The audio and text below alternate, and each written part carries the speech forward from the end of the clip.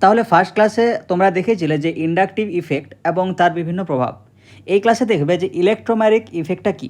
তাহলে ইলেকট্রোম্যাগনেটিক ইফেক্টের তুমি যদি ডেফিনেশন বলতে চাও, তাহলে যদি কোনো যৌগে ডাবল বন্ড বা ট্রিপল বন্ড থাকে, তাহলে ওই ডাবল বন্ড বা ট্রিপল বন্ডটা ভেঙে ওই দুটা ইলেকট্রন কোনো একটা পরমাণুর উপর যাবে।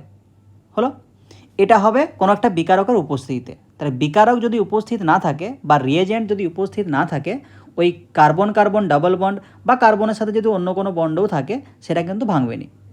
হলো, তাহলে কোনো যৌগের মধ্যে যদি ডাবল বন্ড বা ট্রিপল বন্ড থাকে, সেই ক্ষেত্রে যদি উপযুক্ত বিকারক ওখানে উপস্থিত থেকে থাকে, তো ওই ডাবল বন্ড বা ট্রিপল বন্ডটা ভেঙে যাবে। ভেঙে যাওয়া মানে কি, বন্ডে দুটো ইলেকট্রন কোনো একটা পরমাণুর মাথায় যাবে। তাহলে এই যে ঘটনা, এটাকে বলা হয় ইলেকট্রোম্যাগনেটিক ইফেক্ট। হলো, এরপরে ইলেকট্রোম্যাগনেটিক দুই প্রকার হয়, একটা হচ্ছে প্লাস ই, একটা হচ্ছে মাইনাস ই। হলো, তাহলে প্লাস ই বা মাইনাস ই ইফেক্টটা কী? তাহলে যদি বিকারকের উপস্থিতিতে, অবভিয়াসলি বিকারক উপস্থিত থাকতে হবে, ওই পাই বন্ডের ইলেকট্রন যে পরমাণুতে স্থানান্তরিত হচ্ছে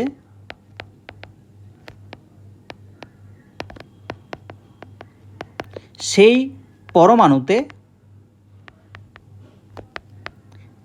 বিকারক যদি যুক্ত হয়, তা সেটাকে বলা হয় প্লাস ই ইফেক্ট।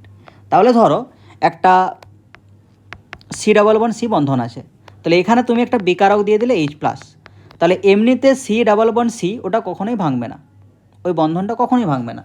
যখনই ওই C double bond C H প্লাসটাকে দেখতে পাবে, তখনই একটা বন্ধন বা পাই বন্ধনটা ভেঙে যাবে। তাহলে পাই বন্ধন ভেঙে গেলে ইলেকট্রনটা কোনো একটা কার্বনের মাথায় আসবে, ইলেকট্রন দুটা। তাহলে একটা কার্বনের মাথায় দুটো ইলেকট্রন চলে এলে সেটা মাইনাস চার্জ হয়ে যাবে। যেহেতু ইলেকট্রন এখানে চলে আসার জন্য মাইনাস হয়েছে, তাহলে পাশের কার্বনটা প্লাস হয়ে যাবে। তাহলে দেখো ইলেকট্রনটা কোথায় স্থানান্তরিত হলো, এই কার্বনের মাথায়। তাহলে এইচ প্লাসটা যুক্ত হবে কোথায়, যেখানে মাইনাস চার্জ আছে, তাহলে এইচ প্লাসটা এখানে যুক্ত হয়ে যাবে। তাহলে যেখানে ইলেকট্রনটা স্থানান্তরিত হলো, ওই এইচ প্লাসটা বা বিকারকটা সেখানেই যুক্ত হলো, তাহলে এইচ প্লাসটা এখানে বিকারক হলো। তাহলে কি তৈরি হবে, সি প্লাস সি এইচ। তাহলে ইলেকট্রনটা যে পরমাণুতে স্থানান্তরিত হলো, বিকারকটা সেই পরমাণুতে যুক্ত হলো, তার জন্য এটাকে বলছে প্লাস ই। এই ক্ষেত্রে কী হবে, ওই ইলেকট্রনগুলা যে পরমাণুতে স্থানান্তরিত হবে, বিকারকটা সেই পরমাণুতে যুক্ত হবে না, সেই পরমাণুতে যুক্ত না হয়ে অন্য একটি পরমাণুতে যুক্ত হবে। হলো, তাহলে ধরো কোনো জায়গায় সাপোজ সি ডাবল বন্ড ও আছে, এখানে তুমি দিয়ে দিলে সি এন মাইনাস, তাহলে এমনিতে সি ডাবল বন্ড ও ওই যে পাই বন্ডটা আছে ওটা কোনোদিনই ভাঙতো নি, একটা সিগমা একটা পাই আছে, তাহলে পাই বন্ডটা কোনোদিনই ভাঙতো না। কিন্তু যখনই ও সি এন মাইনাসকে দেখতে পেয়েছে, তখন কি হবে, ওই পাই বন্ডটা ভেঙে যাবে। তাহলে পাই বন্ডটা ভাঙলে ওই দুটো ইলেকট্রন কার মাথায় যাবে, অক্সিজেন না কার্বন? তাহলে কার মাথায় যাবে, অক্সিজেনের মাথায়। কেন? কারণ অক্সিজেনটা বেশি ইলেকট্রোনেগেটিভ। তাহলে ইলেকট্রন এই পাই বন্ড থেকে যাবে অক্সিজেনের মাথায়। তাহলে যেহেতু অক্সিজেনের মাথায় নেগেটিভ চার্জ হয়ে গেছে, কার্বনের মাথায় পজিটিভ হলো। তাহলে ওই বন্ধনের ইলেকট্রনগুলো গেল কার মাথায়, অক্সিজেনের মাথায়। এরপরে সি এন মাইনাসটা কোথায় যুক্ত হবে, নিশ্চয়ই সি প্লাসে, যেহেতু মাইনাস আছে, তাহলে সি এন সি ও মাইনাস।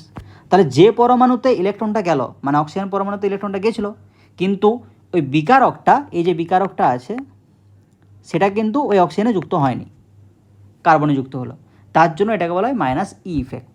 ব্যাস এইটুকুই, এখানে আর বেশি কিছু জানার দরকার নেই। হলো, আচ্ছা এরপর একটা জিনিস, কনজুগেশন।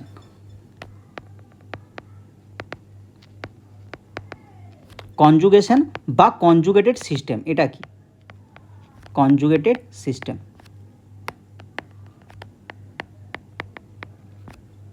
হয়েছে। কনজুগেটেড সিস্টেম জিনিসটা কি, তারপর আমরা রেজোনেন্সে আসছি। তাহলে ধরো কোনো জায়গায়, মানে বিভিন্ন কনজুগেটেড সিস্টেমের আমি এক্সাম্পল দিয়ে দিচ্ছি, যে কার্বন কার্বন ডাবল বন্ড আছে, হলো, এর পাশের কার্বনে যদি আবার ডাবল বন্ড থাকে, মানে ডাবল বন্ড আছে, তার পাশে আছে সিঙ্গেল বন্ড, তার পাশে আবার ডাবল বন্ড, এই ধরনের সিস্টেমটাকে তুমি কনজুগেটেড সিস্টেম বলতে পারো। ডাবল বন্ড, তারপরে ডাবল বন্ড থাকবে নি, তারপরে ডাবল বন্ড। তাহলে এটা হচ্ছে একটা কনজুগেটেড সিস্টেম। বা ধরো CH2CH, তাহলে ডাবল বন্ড একটা ছেড়ে, সাপোজ 3 ট্রিপল বন্ড N আছে, তাহলে ডাবল বন্ড একটা ছেড়ে ট্রিপল বন্ড, এটাকেও তুমি কনজুগেটেড সিস্টেম বলতে পারো। আচ্ছা, এরপর ধরো CH2 double bond CH2 plus, তাহলে ডাবল বন্ডের কার্বন তার পাশের কার্বনে যদি পজিটিভ চার্জ থাকে, এটাকেও তুমি কনজুগেটেড সিস্টেম বলতে পারো। আচ্ছা, এরপরে CH2 ডাবল বন্ড CH, এখানে ধরো আছে NH2, তাহলে ডাবল বন্ডের কার্বন তার পাশের যে পরমাণুটা সেখানে যদি লোন পেয়ার থাকে, এটাকেও তুমি কনজুগেটেড সিস্টেম বলতে পারো। তাহলে কি বললাম, ডাবল বন্ডেড কার্বন তার পরের কার্বন সেখানে যদি ডাবল বন্ড থাকে, এই যে ডাবল বন্ডেড, তারপরে সিঙ্গেল বন্ড, তারপরে double bond, double bonded carbon তার এই যে পরের কার্বন সেখানে যদি ডাবল বন্ড থাকে, এটা একটা কনজুগেটেড সিস্টেম বলতে পারো। বা ডাবল বন্ডেড কার্বন তার পাশের কার্বনে ট্রিপল বন্ডের যদি কোনো অ্যাটম থাকে, তো সেটাকেও বলতে পারো। বা ডাবল বন্ডেড কার্বন তার পাশের কার্বনে যদি পজিটিভ চার্জ থাকে, এটাকেও বলতে পারো। বা ডাবল বন্ডেড কার্বন তার পাশের কার্বন বা কার্বনে তো লোন পেয়ার থাকে না, তার পাশের কোনো পরমাণুতে যদি লোন পেয়ার থাকে, সেটাকেও তুমি কনজুগেটেড সিস্টেম বলতে পারো। হলো, তো এটা গেল আমার কনজুগেটেড সিস্টেম। আচ্ছা, এরপরে রেজোনেন্স জিনিসটা কি? তাহলে কনজুগেটেড সিস্টেম যদি কোনো জায়গায় থাকে, সেই ক্ষেত্রে রেজোনেন্স হয়। এরপর রেজোনেন্সের ডেফিনেশন তুমি কি বলতে পারো? রেজোনেন্সের ডেফিনেশন হচ্ছে সিম্পল ভাষায় যে ইলেকট্রনের পুনর্বিন্যাস করে বিভিন্ন গঠন তৈরি হলো। তাহলে ইলেকট্রনের তুমি পুনর্বিন্যাস করবে, তারপরে বিভিন্ন রকমের গঠন পাবে। এটা হচ্ছে সিম্পল ডেফিনেশন, আমি একদম বইয়ের ভাষায় ডেফিনেশনে যাচ্ছি না। হলো, তাহলে এক্সাম্পল কী হবে? ধরো একটা আমি সিস্টেম নিলাম, অবভিয়াসলি সেটাকে কনজুগেটেড সিস্টেম হতে হবে, না হলে কিন্তু রেজোনেন্স হবে না, কনজুগেটেড সিস্টেম হতে হবে। হলো, তাহলে একটা আমি ধরো সিস্টেম নিচ্ছি CH2 প্লাস, তাহলে এখানে ডাবল বন্ডেড কার্বন তার পরের কার্বনে পজিটিভ চার্জ আছে, তাহলে এটাকে তুমি কনজুগেটেড সিস্টেম বলতে পারো। তাহলে এই ক্ষেত্রে হয়টা কি, আমি তো বলছি যে রেজোনেন্স হয়। রেজোনেন্স জিনিসটা কি, আমি ইলেকট্রনের পুনর্বিন্যাস করব, তাহলে এখানে এই যে কার্বন ডাবল বন্ডেড কার্বন আছে, এখানে একটা সিগমা বন্ড আর একটা পাই বন্ড আছে। তাহলে আমরা জানি যে পাই বন্ডটা দুর্বল হয়, সিগমা বন্ডটা শক্তিশালী হয়। তাহলে এখানে এই পাই বন্ডটা ভেঙে যাবে। হলো, পাই বন্ডটা ভেঙে হবে কি, এই পাশের সিগমা বন্ডের সামনে চলে আসবে। তাহলে হলোটা কি, তাহলে এখানে পাই বন্ডটা ভেঙে গেল আর এর মাঝে চলে এলো, হয়েছে। তাহলে এই যে কার্বনটা, এর মাথায় পজিটিভ চার্জটা কেন উড়িয়ে দিলাম, কারণ ওখানে কার্বনে দেখো 4টা বন্ড হয়ে গেছে এখন, হয়েছে। আবার এই সাইডের যে কার্বনটা, এখানে এখন 3টে বন্ড আছে, একটা বন্ড হচ্ছে এই কার্বন কার্বন সিঙ্গেল বন্ড, আর এই যে এই কার্বনের সাথে দুটো হাইড্রোজেন আছে তার দুটো বন্ড, মানে 3টে বন্ড। তার একটা বন্ড কমে গেছে, তার জন্য এই কার্বনটাকে এখন পজিটিভ চার্জ দিয়ে দিতে হবে। হলো, এই যে গঠন দুটো পেলে, এইগুলোকেই বলা হচ্ছে তোমার রেজোনেন্স স্ট্রাকচার। রেজোনেন্স স্ট্রাকচার বা রেজোনেন্স গঠন, বুঝলে? আচ্ছা, এরপরে যেহেতু এখানে হাইব্রিড ওই সব জিনিসের সম্পর্কে আর যাচ্ছি না, কারণ এগুলো আমাদের 12-এ কাজে লাগবে না। তাহলে হাইব্রিড সম্পর্কে বুঝলে 11-এর খাতাটাই দেখে নেবে একবার। এখানে জাস্ট রিভিশন টাইপ হচ্ছে, যেটা তোমার 12-এ কাজে লাগবে, আর অন্য কিচ্ছু না। হলো, এরপরে ধরো কোনো একটা সিস্টেম আছে CH2 ডাবল বন্ড CH, এখানে NH2। হলো, তাহলে এখানে রেজোনেন্সটা কীভাবে হবে? আমি কি বললাম যে কনজুগেটেড সিস্টেম মাস্ট থাকতে হবে। তাহলে এখানে ডাবল বন্ডেড কার্বন তার পাশের নাইট্রোজেনে লোন পেয়ার আছে, মানে এটা কনজুগেটেড সিস্টেম। হলো, এই যে উপরে এক্সাম্পলগুলো দিয়েছিলাম যে কোনগুলো কনজুগেটেড সিস্টেম, দেখো তার মধ্যে কিন্তু এটা একটা পড়ে। তাহলে কি হয়, এই নাইট্রোজেনের যে লোন পেয়ার, এটা এই কার্বন আর নাইট্রোজেনের মাঝে আসে। তাহলে সিগমা বন্ড ছিল, আর একটা নতুন বন্ড করলো। তাহলে যদি একটা নতুন বন্ড করে, তখন এই যে মাঝের কার্বনটা, এর দেখো চারপাশে 5টা বন্ড হয়ে যাচ্ছে, এখানে দুটো আছে, এই হাইড্রোজেনের সাথে একটা করেছে 3টা, আর এখানে একটা ছিল 4টা। তাহলে নাইট্রোজেন যদি তার দুটো ইলেকট্রন এর মাঝে দিয়ে দেয়, একটা বন্ড করে দেয়, তাহলে এই কার্বনটার চারপাশে 5টা বন্ড হয়ে যাচ্ছে। তার জন্য এই যে কার্বনের ডাবল বন্ডটা আছে, কার্বন কার্বন ডাবল বন্ড, এটা যাবে ভেঙে। হলো, ভেঙে যাওয়া মানে কি, দুটো ইলেকট্রন আছে, তাহলে দুটো ইলেকট্রন এই CH2-র মাথায় চলে যাবে, তাহলে সেটা নেগেটিভ চার্জ হয়ে যাবে, কারণ দুটো ইলেকট্রন এক্সট্রা আছে। এখানে সিএইচ ডাবল বন্ড NH2, যেহেতু নাইট্রোজেন তার ইলেকট্রন দিয়েছে তার জন্য নাইট্রোজেনের মাথায় পজিটিভ চার্জ। ব্যাস, এটাই হলো তার রেজোন্যান্স স্ট্রাকচার। হলো? আচ্ছা, এরপর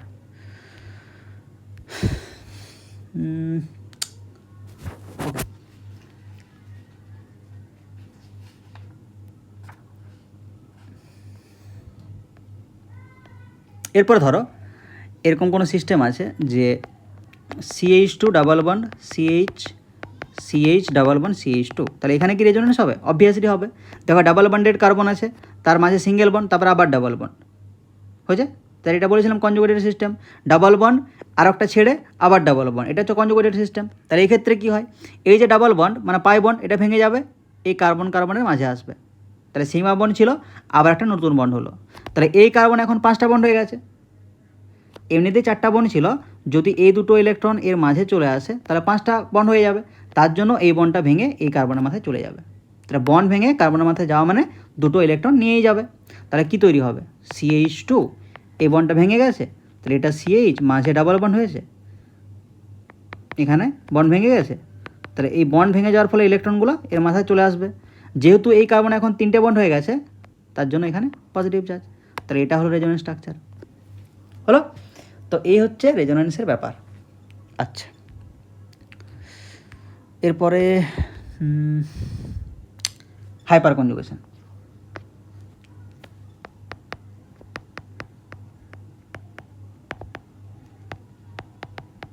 হয়েছে? হাইপার কনজুগেশন জিনিসটা কি? তাহলে এটাও একদম সিম্পলভাবে বুঝবো, বেশি কিছু ডেপথে যাওয়ার কোনো দরকার নেই। দেখো, যদি কোনো জায়গায় সি ডাবল বন্ড সি বা সি ট্রিপল বন্ড সি বা সি ডাবল বন্ড ও বা সি ট্রিপল বন্ড এন হলো, এরকম কোনো সিস্টেমের পাশের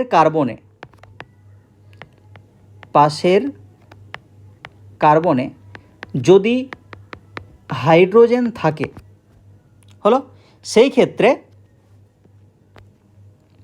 ওই সি ডাবল বন্ড দেখো সবগুলোতে ডাবল বন্ড বা ট্রিপল বন্ড আছে, তাহলে সেই ক্ষেত্রে কি হবে? ডাবল বন্ড বা ট্রিপল বন্ডের যে পি অরবিটাল থাকে, তাহলে পি অরবিটালের সাথে ওই যে কার্বন আর হাইড্রোজেনের সিগমা বন্ধন, তার অভিলেপন বা ওভারল্যাপ ঘটবে।